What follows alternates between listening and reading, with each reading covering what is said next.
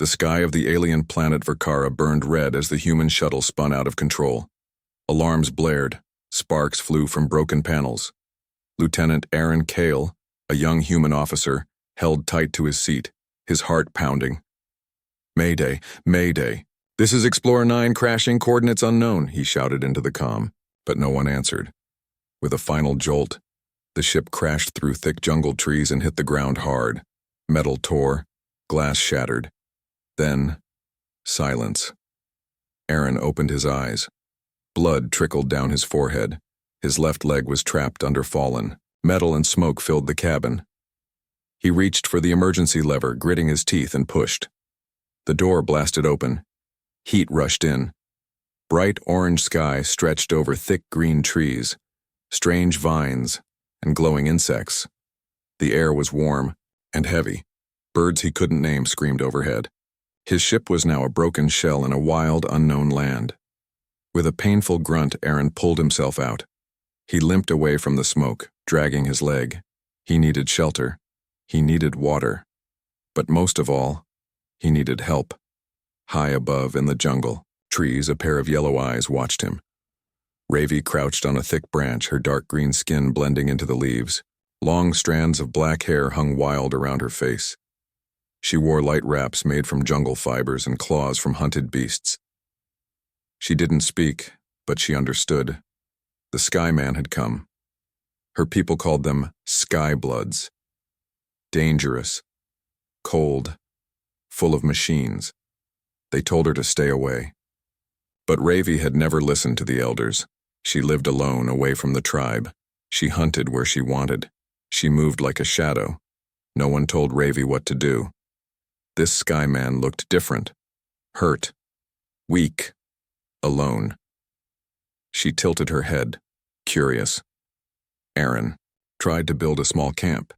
He found branches for a fire and made a lean shelter using broken ship parts. He searched for water, but the plants looked strange and dangerous. His leg hurt badly. Without proper medicine, infection would come soon. His rations were low. Every sound in the forest made him jump, especially the growls at night. But something strange began to happen. Each morning he found things near his camp. Clean water in a carved stone bowl. Fruits he hadn't picked. Once a small fire was already lit when he woke up. Aaron looked around, confused. "Who's out there?" he shouted. "I'm not your enemy!" But no one answered. Ravi watched from the trees. She moved without sound. She had seen humans from afar before, during the war between the Verkaran tribes and the Galactic Union. Her tribe had hidden deep in the jungle to survive. But Ravi had stayed behind, untamed and free. She didn't fear the jungle. She was part of it. Still, something about this human made her stay close. She didn't know why. She had watched him suffer, sweat, and limp. He didn't kill. He didn't destroy. He didn't even shout at the sky in anger. He built. He struggled. He survived. He reminded her of herself. On the 5th day, a wild beast entered the camp. It was large, like a lion, but with long scales, and 4 eyes. Its tail swayed, ready to strike. Aaron saw it too late. The beast roared and charged. Aaron reached for a metal rod, weak but ready to fight. He raised it and closed his eyes. But the hit never came. A scream tore through the trees, sharp and fierce. Ravi leapt from above, landing on the beast's back. Her blade flashed. The beast roared in pain. She moved fast, like wind, striking, jumping, twisting. The fight was quick. The beast fell. Aaron stared, shocked. The girl stood in front of him, breathing hard. Her eyes locked on his. She didn't smile. She didn't speak. She just looked. Wild. Hair. Deep yellow eyes. A scar across her shoulder. Strong. Silent. Like the jungle itself. Aaron slowly raised his hands. "Thank you," he whispered. She didn't reply. She turned and ran. That night, Aaron couldn't sleep. Who was she? Why had she helped him? The next morning, she returned. This time, she stepped into the camp slowly. Cautious. Ready to run. Aaron, didn't move. He sat by the fire and picked up a piece of fruit. He held it out. She didn't take it. Instead, she sat across from him, just out of reach, and took out her own food. They ate in silence. After they ate, Aaron took a stick and drew in the dirt a picture of the shuttle, then a smaller picture of himself. He pointed. Me. Human. She watched carefully. Then she took a stick and drew a jagged shape, her symbol. Her name, Ravi. Aaron smiled. Ravi, he said. She nodded once. That was how it began. Every day, Ravi returned. She never spoke much, but she showed him how to find clean water, how to spot the safe plants, how to make traps. She fixed his fire when it went out. She taught by doing. Aaron followed, listened, and learned. She laughed once, quietly, when he fell into a mud pit chasing a small animal. It was the first sound of joy he had heard in days. For the first time, Aaron didn't feel alone. But Ravi's face turned serious when they reached a high ridge one evening. She looked across the jungle and pointed to black smoke rising far away. She took a sharp stone and drew a symbol on the ground, a skull with fire around it. Then she looked at him and pointed. Danger. Aaron understood. Someone else was out there, and they were not friendly. The jungle of Verkara was alive with sound, chirping insects, rustling leaves, and distant animal calls. But Aaron was no longer afraid of it. Not completely. Each day he grew stronger. His leg still hurt, but it was healing. Ravi had crushed special leaves and wrapped them around the wound. The pain slowly faded. Her hands were quick but careful. She came every morning, just after sunrise, always silent at first. She moved like the wind, light and fast. Her yellow eyes missed nothing, but now things had changed. They were not just surviving, they were starting to understand each other. One morning, Aaron tried something new. He picked up a stick and drew a small circle in the dirt. Then he drew a larger circle around it. He pointed to the center one. Planet. Ravi tilted her head. Aaron pointed to the outer circle. Sky. Then he touched his chest. Human. Earth. Ravi slowly stepped forward. She drew a star above the outer circle. Then she pointed to the jungle around them and said one word softly. Verkara. Aaron smiled. Verkara. Your world. She didn't smile back, but her eyes watched him with interest. That day, they began to share more words. Ravi picked up a stone and said, Yarn. Aaron repeated, Yarn, stone. She nodded. Then he pointed to a tree. Tree. She said, Phelan. They did this for hours, laughing quietly when they said things wrong or pointed to the wrong object.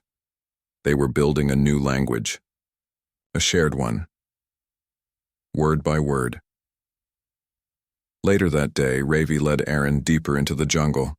They walked carefully, stepping over roots and vines. The trees grew thicker here.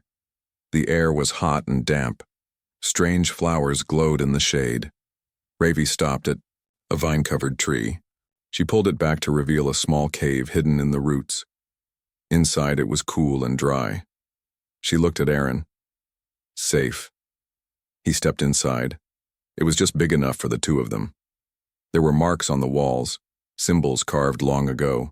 Some looked like animals, others looked like stars. This was yours? Aaron asked. Ravi touched one symbol that looked like a bird. Old ones. Aaron sat down. Thank you for bringing me here. Ravi sat beside him, pulling out dried fruit. She handed some to him. They ate quietly. Later, Ravi pointed to a scar on her arm. It was old and long. Aaron asked, What happened? She drew a shape in the dirt. It looked like a large beast. Then she made a roaring sound and held her hands like claws. Aaron understood. She had fought a wild animal. Maybe as a child. He pointed to the scar and said, Strong. Ravi looked down, surprised. Then she nodded once. Then she looked at Aaron's wrist, where his uniform was torn, a small tattoo showed the Earth's flag. She touched it gently. Your tribe? Aaron smiled. My people, from far away. She looked up at the sky. Stars, she whispered. The next day, the peace broke. While gathering fruit near the river, Ravi stopped suddenly. She crouched low and sniffed the air. Her body tensed. Aaron looked around but saw nothing. Then they heard it. Low, distant footsteps, not animals. Heavier, slower, like armored boots. Ravi grabbed his arm and pulled him behind a tree. She peeked through the leaves. In the distance, 3 alien figures walked slowly through the trees. They were not like Ravi. They wore dark, armor made from bone and metal. Their eyes were hard and cold. Ravi whispered, Kareth. Aaron looked at her. Enemy? She nodded. War people. Exiles. Aaron's heart beat faster. Are they looking for me? She didn't answer. But she drew a symbol in the dirt. A human face. Then she crossed it out. Then drew fire around it. Aaron understood. They wanted him gone. That night, they stayed in the cave. Ravi lit a small fire using special stones that didn't make smoke. She didn't speak much. Her body was tense. Aaron looked at her, then said, Why help me? Ravi stared at the flames for a long time. Then she said softly, Because he didn't run. Aaron blinked. What? You saw me. I was wild. Different. Not like your kind. But you didn't run. You didn't fight me. Aaron smiled gently. You saved me. She looked at him. Her voice was low but firm. I see in you. Something new. Not fear. Not hate. He looked down. Thoughtful. Maybe we're both outsiders. Ravi looked away. My tribe fears change. They say humans bring machines and war, but I see something else. Aaron asked, What do you see? She didn't answer. She only said, You must be ready.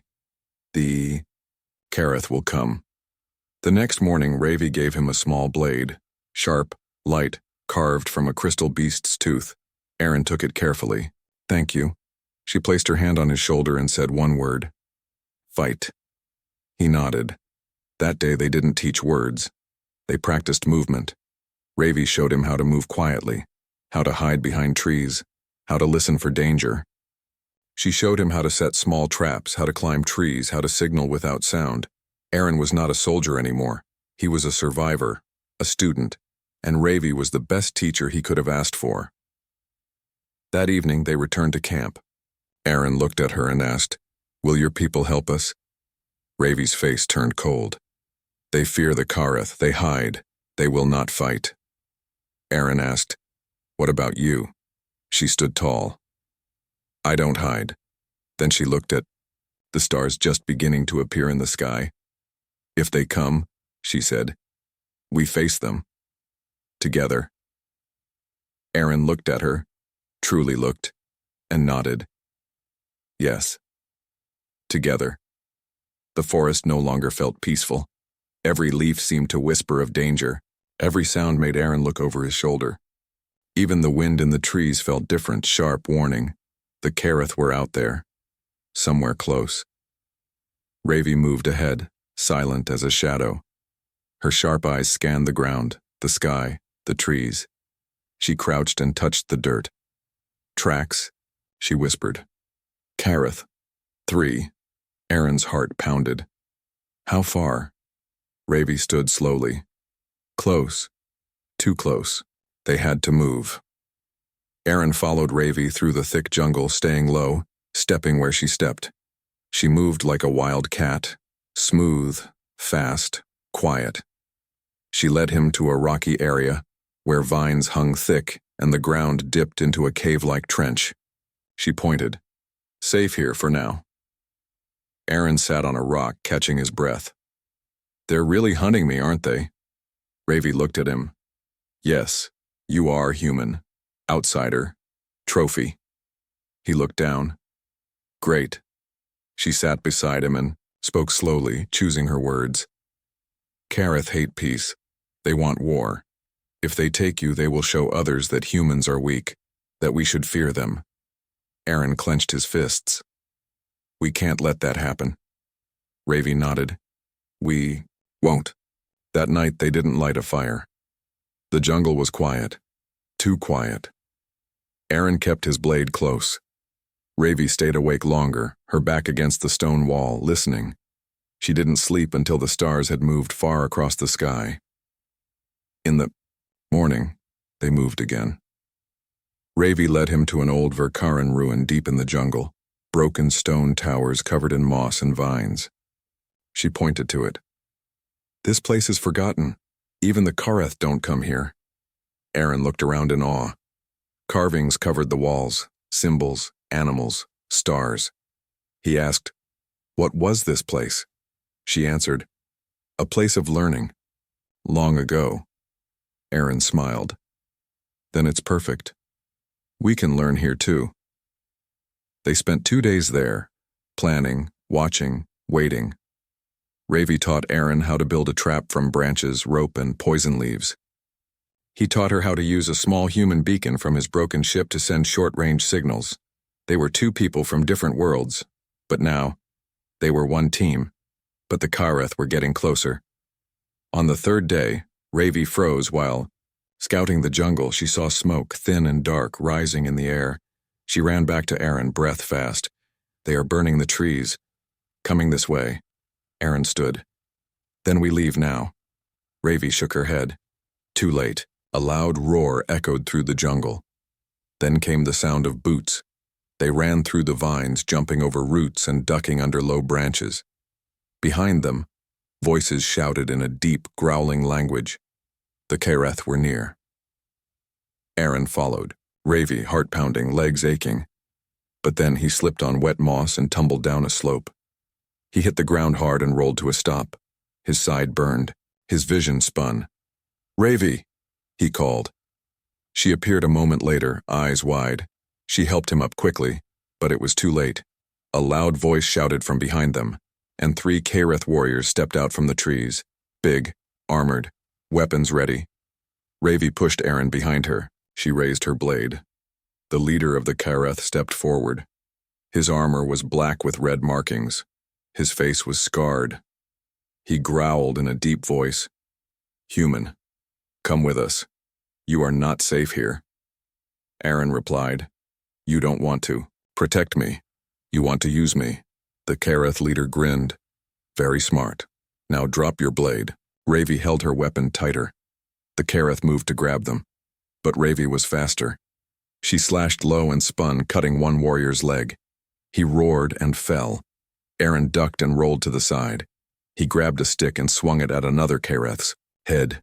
It broke, but it gave Ravi a second to move. She jumped, landed on a rock, and kicked the leader in the chest. He stumbled back. "Run!" she shouted to Aaron. He didn't argue. They ran through the jungle, pushing past trees and vines. Arrows flew past them. One hit a tree just inches from Aaron's face. They kept running until the jungle opened into a deep canyon. No bridge. No path. Behind them, the Kareth were closing in. Ravi looked down, then at Aaron. "Jump." He stared at her. "Are you serious?" She grabbed his hand. "Trust me." Then they jumped. They landed in a river far below, water crashing around them. The current pulled them fast. Aaron gasped for breath. Ravi swam beside him, strong and calm. They floated until the river calmed. Finally, they crawled to the shore, wet and cold. Aaron lay on his back, breathing hard. "Remind me never to doubt you again." Ravi laughed softly. "Good." That night, they found a small cave near the river. Safe for now. Aaron looked at Ravi as she cleaned a small cut on her arm. "Why did you fight for me back there? You could have run." She looked at him. "Because you are not just human anymore. You are like me. You don't belong to the old world. You want something better." Aaron sat beside her. "Maybe we're both looking for the same thing," she nodded. "Freedom." They sat in silence, watching the stars appear again. Aaron spoke after a long moment. "We can't run forever." Ravi looked at him. "No, We fight, but not with strength, with something more. He raised an eyebrow. Like what? She smiled. A real smile this time. Hope. And maybe a plan. Aaron grinned. Then let's make one. The morning sun rose over the green jungle, casting golden light on the trees and river below. Aaron stood on a rock near the cave, watching birds fly across the sky. His shirt was torn, his body sore, but his mind was clear. He knew now. Running was not enough. The Kareth would never stop hunting him, not unless he and Ravi stopped them first. Ravi stepped beside him, silent as always. She looked at the horizon, then at Aaron. They will come again, she said. I know, Aaron replied. But this time we fight smart. Back inside the cave, they sat and made a plan. Aaron used small stones to draw shapes on the floor. These are the Kareth. 3, maybe more. He placed a leaf near the stones. This is us. Ravi tilted her head. Still outnumbered? Aaron smiled. Yes, but we know the jungle. We use traps, tricks. We turn the land against them. Ravi nodded slowly. Like old times, Aaron asked. What do you mean? Ravi looked at the wall of the cave where faded symbols told ancient stories. My ancestors were warriors. They fought invaders using the land, shadows, water, fire. She placed her hand on the earth. The jungle is our ally. That day they began preparing. Ravi taught Aaron how to make fire powder from dried roots and crushed stones. A small bag of it could explode when thrown on flames. Aaron taught Ravi how to rig simple alarms using wires from his damaged beacon. If someone stepped on them, they would hear a sharp metallic sound. Together, they made traps, pits covered with leaves, sharp stakes, hidden snares, and smoke bombs from crushed fruit mixed with ash. But traps were not enough. They needed help. Aaron looked at Ravi. Your tribe, will they listen to you? Ravi paused. Her face turned serious. They fear humans, and the Kareth even more. But maybe they will listen to the truth. At sunset, Ravi led Aaron deeper into the jungle, past trees so tall their tops touched the clouds. They walked in silence until they reached a wall of moss-covered stone. Behind it, a hidden village stood, small homes built into the trees, ropes hanging between platforms, and glowing lanterns made from crystals. Verkaran. People watched as Ravi entered. Some looked afraid, others stepped back. Then an elder, tall and proud, walked forward. His skin was marked with blue lines. His eyes were sharp. Ravi, he said, you return with a human. Ravi bowed her head. Yes, Elder Suro. This is Aaron. He is not enemy. He is hunted like us. Aaron stepped forward. I came in peace. But now the Kareth want to capture me. If we don't stop them, they will come for you next, the crowd murmured. Some shook their heads. One man shouted, Humans bring fire and machines. We want no war. Aaron raised his hand. I don't bring war. But war is coming, whether you help or not. The elder looked at Ravi. Why do you stand with him? Ravi looked around at her people. Because he didn't run when I showed my wild side. Because he learns, listens, and fights for more than survival. She stepped closer to the elder. I was cast out for being different. Now I return not to beg, but to offer a chance. To protect this home. Together. The elder was silent for a long moment. Then he said softly, You may stay one night. That night, Aaron sat beside a fire, watching the tribe cook food and whisper among themselves. Children peeked at him, then ran away giggling. Ravi sat beside him, eating quietly. He asked, Do you think they'll help? Ravi replied, Some will, some won't. But we only need a few brave hearts. She looked at the stars. Tomorrow we light the signal. In the early morning, Ravi climbed to the highest tree. She took a crystal torch and held it high. With a spark from her knife, she lit the tip. The fire glowed blue, bright and strange, not natural. Below, her people watched. Elder Suro nodded slowly. May the jungle watch over you. Ravi leapt down. Aaron stood ready, carrying a spear made from Verkaran wood and his old human knife tied at the end. They returned to their hidden traps in the jungle. This time, they were not alone. 4 young Verkarans followed. 2 women and 2 men, each skilled in jungle movement and weapons. One of them, a tall girl named Taya, said to Ravi, "Let's show the Kareth what true jungle warriors look like." They spread out, hiding behind rocks, trees, and in vines. The traps were ready. The forest was silent again, but this time, it was their silence, a hunter's silence. Then they heard the sound. Boots. Heavy. Slow. Getting closer. Aaron whispered, "Now it begins." 3 Kareth warriors entered the trap zone. The leader, the same one from before, growled something in his deep voice. Then a wire snapped. A loud clang echoed. The leader froze, but too late. A snare pulled him into the air, hanging upside down. The second warrior turned to help, but stepped on a fire powder trap. Boom! A blast of smoke blinded him. The third one roared and swung his blade, but Taya leapt from the trees and struck him with a spear. The Kareth stumbled, then fell into the hidden pit. Aaron ran forward and threw a smoke bomb at the second Kareth, now coughing and confused. Ravi followed, slashing with her blade, swift and clean. Soon the smoke cleared. The first Kareth was still hanging. The second was tied. The third was injured in the pit. They had won. Ravi stood over the Kareth leader. She said calmly, "Leave this place, or next time we won't spare you." The leader growled, "You're all just wild beasts." Aaron stepped forward. "No.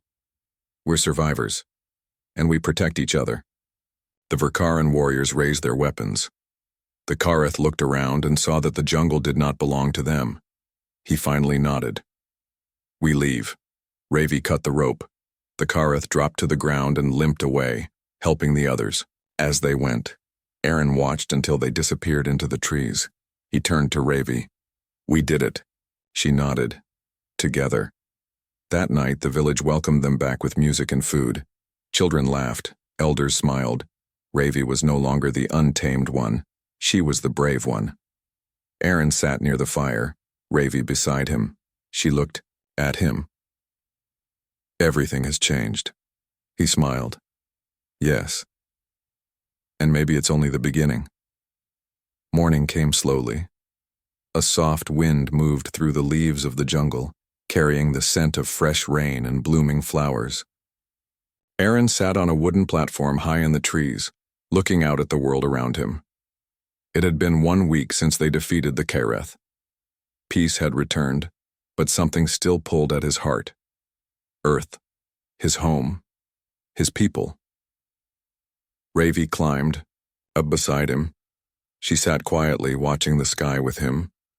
"You miss your world," she said. Aaron nodded. "Yes, I never planned to stay here. I came by accident. But now I don't even know where I belong." Ravi looked down.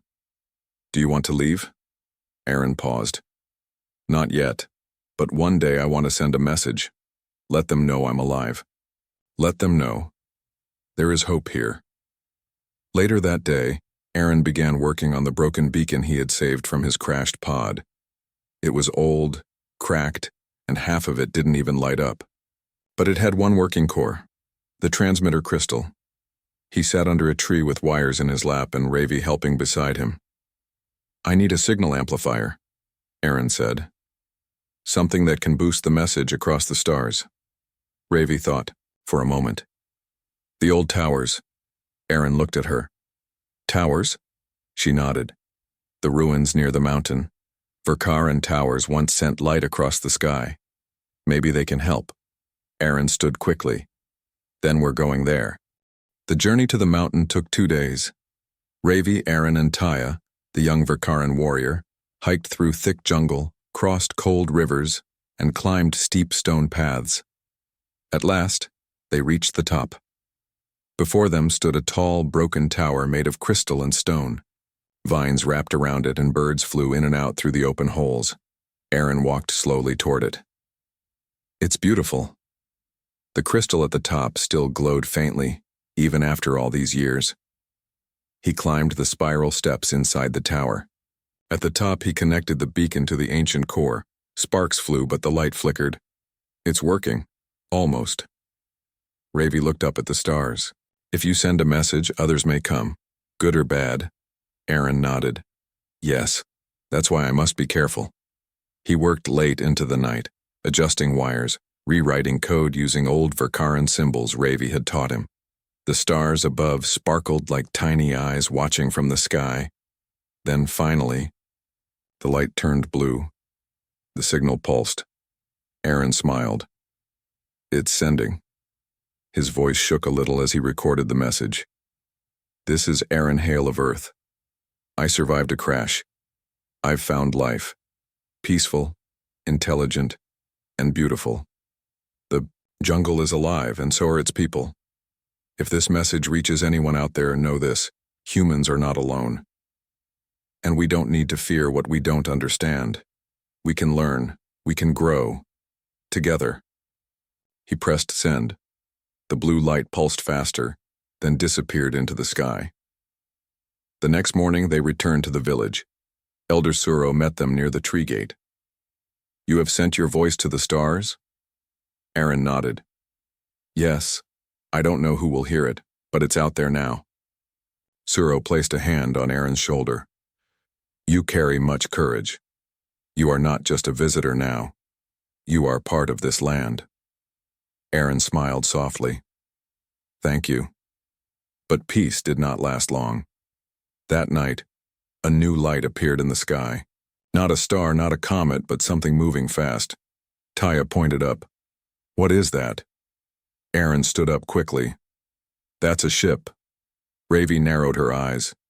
Human? Aaron nodded slowly. Yes, but not from Earth. That model, it's military. Panic spread in the village. The Verkaran people remembered how badly humans had treated their forests long ago. Not all humans were like Aaron. Aaron turned to Ravi. I need to go. I need to meet them before they come here. Ravi grabbed his arm. Not alone. I'm coming with you. The next morning, the ship landed in a dry clearing east of the jungle. Its body was silver and black, marked with the letters UCS Titan. Aaron and Ravi moved carefully, watching from the trees. 3 soldiers stepped out. They wore clean armor and carried scanners. One of them spoke loudly. Signal came from here. Stay sharp. Aaron walked forward, hands raised.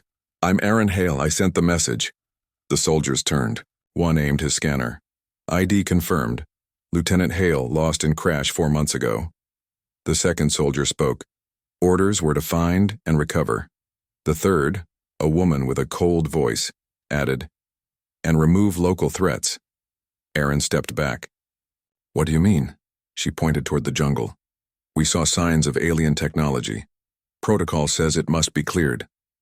Ravi stepped out from the shadows. We are not threats. The soldiers raised their weapons. Aaron shouted, No, she's not a threat. None of them are. They saved me. The woman lowered her weapon slightly. We'll report to command, but we don't make the final choice. Later, back at the village, Aaron explained everything. They might bring more soldiers. They might try to take this place.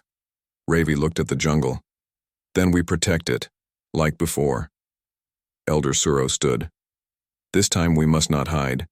This time we speak. The way. Next day they built a tall platform at the edge of the jungle, and on it they raised a white flag. Not of surrender, but of peace. Aaron sent one last message into the stars. This is Aaron Hale. We are building something new here. A place of respect. We ask for peace, for understanding, for freedom. That night, the jungle glowed with fireflies.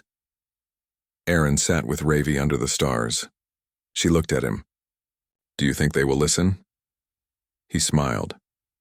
I don't know, but we spoke the truth. That's all we can do. She leaned back. Then let the stars decide. And above them, far beyond the sky, someone was listening. The jungle was quiet. Too quiet. Aaron stood on a tree platform looking up at the night sky. His eyes followed a new star. Bright, steady, and unmoving. "It's not a star," he whispered. "It's a ship." Beside him, Ravi watched as well. "Is it your people?" "Again?" Aaron nodded slowly. "Yes, but this time they're not just here to talk. That's a battleship." A soft breeze moved the trees, but the feeling in the air was tense. Something was coming. Something bigger than either of them expected. The next morning, the ship descended from the sky. It was massive, dark gray with blinking lights and long wings that stretched like arms. It didn't land. Instead, it hovered over the jungle, watching from above. Then a voice echoed through the forest. It came from a translator speaker inside the ship. "This is Commander Ryler of the Unified Colonies Fleet. We have received your message. Prepare for contact." The voice was calm but cold. It didn't sound friendly. It didn't sound angry either. Just official. Aaron turned to Ravi. "We need to go meet them before they act on their own." Ravi picked up her staff. "Then let's go." Aaron, Ravi, and Elder Suro walked to the landing field. Verkaran warriors followed from a distance, hidden in the trees. A smaller shuttle flew down from the main ship and landed in a burst of wind and dust. Its doors opened with a hiss. 2 armored guards stepped out. Behind them came a tall man in a white and silver uniform, Commander Ryler. His face was sharp and serious. He looked directly at Aaron. "Lieutenant Hale, you are alive." Aaron nodded. "Yes, thanks to the people here." Ryler glanced at Ravi. "The alien?" "She has a name," Aaron said firmly. "Ravi. And she's the reason I survived." Ryler's eyes narrowed. "Your signal spoke of peace, but this world is unregistered, its people unknown. That breaks several exploration laws." Elder Suro stepped forward. "We are not enemies. We protect our land. That is all." Ryler raised an eyebrow. "You speak our language?" Aaron said. "They learn fast. Smarter than most of us, to be honest." The commander remained silent for a moment, then spoke again. "I was sent here to assess, not to destroy, but command will decide what happens next." Later that day, the commander explored the jungle with Aaron and Ravi. They showed him the village, the crystal towers, and the ancient carvings. "This place holds knowledge older than Earth," Aaron said. "And it's still alive." Ryler seemed interested but not moved. "Knowledge or not, it will be studied. Humans will come. Settlements will rise." Aaron stopped walking. "And what happens to the Verkarans?" Ryler didn't answer. Instead, he looked up at the sky. "We will send a report to Central Command. You may speak at the council if you wish." Aaron asked, "And if they say no to peace?" The commander didn't look back. "Then peace will not be an option." That night, the jungle was filled with soft firelight. The tribe gathered around Aaron and Ravi. Elder Suro sat beside them. "They want to take our land?" one warrior asked. Aaron sighed. "Not yet. But if their leaders decide to, they might." Ravi stood up. "Then we show them who we are. Not with weapons, with words, with wisdom." Elder Suro nodded.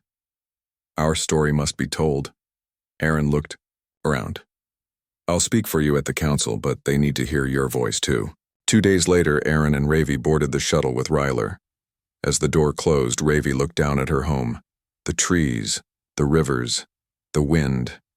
"I will return," she whispered. The shuttle rose into the air, flying toward the massive battleship, waiting above the clouds. Inside the ship, everything felt cold and bright. Humans in uniforms walked through metal halls. Machines hummed. Doors opened and closed with sharp sounds. Ravi kept her head high. They were taken to the council chamber, a wide, round room with glowing screens and floating chairs. 10 high-ranking officers sat behind a long table. Aaron stood at the center with Ravi beside him. A voice spoke from the center screen. "Lieutenant Aaron Hale, you may speak." Aaron stepped forward. His heart pounded, but his voice was steady. "I crashed on an unknown planet. I thought I would die. But I didn't. Because of Ravi and her people. They fed me, taught me, saved me. He looked at the council. They're not a threat. They're a people, with history, language, and kindness. One councilwoman asked, "And the Kareth? Are they still a danger?" Ravi answered, "They were pushed back, not destroyed. We fight only to defend." Another officer said, "This world has valuable crystal, rare minerals. It could help our colonies." Aaron replied, "You can explore, you can learn, but don't destroy what's already living there." The room fell silent. Then the head officer leaned forward. "We will consider your words." The next morning, a decision was made. Aaron and Ravi stood in front of the council once more. The head officer spoke. "Earth will not claim the planet, but it will be protected. A research team will observe, with your tribe's permission." Aaron breathed a sigh of relief. Ravi smiled slightly. The officer continued, "Lieutenant Hale, you are offered return to Earth, or stay as the bridge between both worlds." Aaron looked at Ravi. Then he smiled. "I choose to stay." They returned to the planet 3 days later. The jungle welcomed them like an old friend. The wind carried soft songs of birds. The river sparkled again. Elder Suro welcomed them back. Ravi said, "The stars listened." Aaron nodded. "And we spoke with one voice." That night, the village held a celebration. Fire danced in the air. Music filled the trees. Aaron sat beside Ravi watching the children laugh and play. "I think I've found my place," he said. Ravi looked at him. "Everything has changed." He smiled. "And it's just the beginning." The sun rose slowly over the jungle, casting golden light across the village. Birds sang in the trees, and the soft sound of water from the nearby river filled the air. It was a new day, but it felt different. Hope was in the wind. Aaron stood near the edge of the village, watching the horizon. He was not the same man who had crashed here months ago. He had changed, learned, and grown. But most of all, he had found a new home. Ravi came up beside him, her eyes shining with excitement. "They have agreed. The Earth people will watch us from far away, but they will not interfere. We have peace." Aaron smiled. "Yes, but peace is only the beginning. We must build something stronger. Trust between worlds." Days passed quickly. The village worked together to prepare for the new future. Aaron helped build a small communication center where signals from Earth could be received and sent. Ravi taught him the ancient ways of the Verkaran, how to read the stars, how to find food, and how to live with the jungle, not against it. The children played nearby, their laughter bright and full of life. For the first time in a long time, the village felt alive with joy. One afternoon, a small group of humans arrived, scientists and explorers, but not soldiers. They came in white suits and gentle voices, carrying tools and devices to study the jungle's plants and animals. Aaron met them with Ravi and Elder Suro. "Welcome," Aaron said. "These people are friends. They will help us learn about this world without harm." The lead scientist, Dr. Miri, smiled warmly. "We want to understand, not conquer."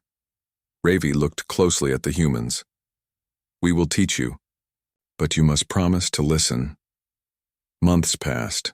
The relationship between the Verkaran and humans grew stronger.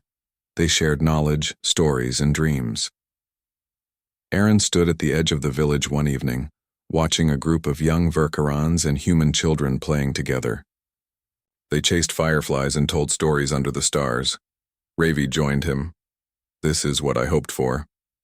Aaron nodded. "Me too. We are no longer strangers. We are family." But building a new path was not easy. One day news came from the Earth fleet. A new commander had arrived. Someone less patient, more focused on power and control. Aaron and Ravi knew they had to act.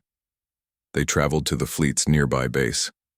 The new commander, Captain Varn, greeted them coldly. "Lieutenant Hale," Varn said, "the Council's decision is temporary. The resources of this planet will be needed for Earth's future. Aaron stood firm. This planet belongs to the Vakaran people. We ask you to respect their home. Varn laughed. You ask for peace, but this is not how the universe works. Power decides. Ravi raised her voice. Power without respect destroys everything. Tensions rose. Aaron and Ravi returned to the village with heavy hearts. The people gathered to listen. Elder Suro spoke quietly. The path ahead is difficult, but we must stay united. Aaron looked at Ravi. We cannot fight with weapons. We must show them a better way. Ravi nodded. We will use our words, our strength, and the truth. Together, Aaron and Ravi organized a council of humans and Verkaran. They invited leaders from both sides to share ideas and build trust. The meetings were slow and sometimes tense, but little by little walls began to break. Captain Varn visited the village. He saw the life, the peace, and the joy. One evening, as the sun set, Varn stood with Aaron and Ravi by the river. I see now, he said quietly. There is more to power than force. Aaron smiled. Yes, it is about respect and hope. Years passed. The jungle grew safer. The Verkaran and humans worked side by side. Together they created a new home, one where technology and nature lived in balance. Aaron and Ravi stood under the stars, now partners in more than just survival. We changed everything, Aaron said softly. Ravi smiled. Because we chose to believe. They held hands, looking up at the endless sky. The stars shone bright, carrying the message of hope and unity across the universe. And this was only the beginning, the end.